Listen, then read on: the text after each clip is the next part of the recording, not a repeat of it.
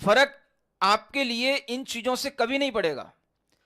अगर कभी आपके अंदर कोई फर्क दिखाई देगा तो वो इसी बात से दिखाई देगा कि हमारे स्कूल में कितना भी कुछ भी कैसा भी कोई भी तरह का वातावरण कुछ ना बन जाए, लेकिन फिर भी हमारे स्कूल के मेंबर इस तरीके से आपस में एक दूसरे से बॉन्डेड हैं कि वह एक दूसरे की खुशी के लिए सर्वस्व न्यौछावर करने को तैयार रहते हैं। यह चीज अपने अंदर बना करके रखनी चाहिए और ये तीनों के सहयोग से चलेगी।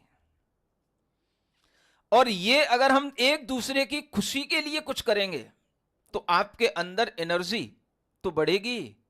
आप परस्परोपग्रहो जीवानाम, ये जो तीर्थंकरों का दिया हुआ सूत्र है, इस सूत्र के साथ आगे बढ़ सकेंगे।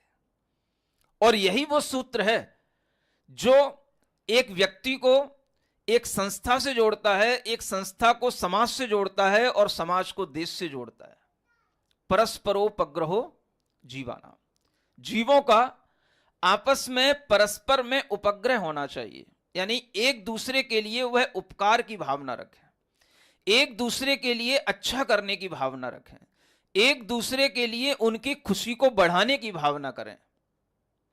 और जब हम एक दूसरे की खुशी को बढ़ाने की भावना करेंगे तो हम स्वयं समर्थ बनेंगे, दूसरे को भी समर्थ बनाएंगे। व्यक्ति जब स्वयं समर्थ होगा तभी वो दूसरों को समर्थ बनाने के लिए कुछ दे सकता है, कुछ कर सकता है।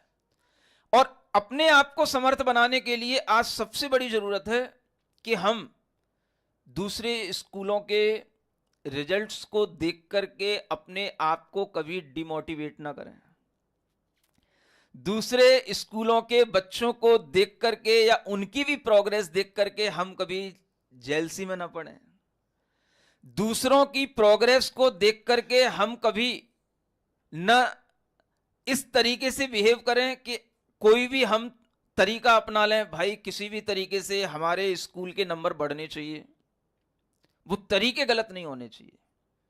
हमें एक सिद्धांत के साथ चलना है और वो सिद्धांत यही है, परस्परोपग्रहो जीवानाम। हम एक दूसरे के हित की अपेक्षा रखते हुए, एक दूसरे की खुशी को बढ़ाते हुए अगर हम आगे बढ़ते हैं तो हमारे अंदर जहां अपनी प्रोग्रेस से हमें एक गुड फील होगा वो तो होगा ही, लेकिन उसके साथ साथ हमें कभी ईगो की फीलिंग नहीं आनी चाहिए। और वो कब आती है?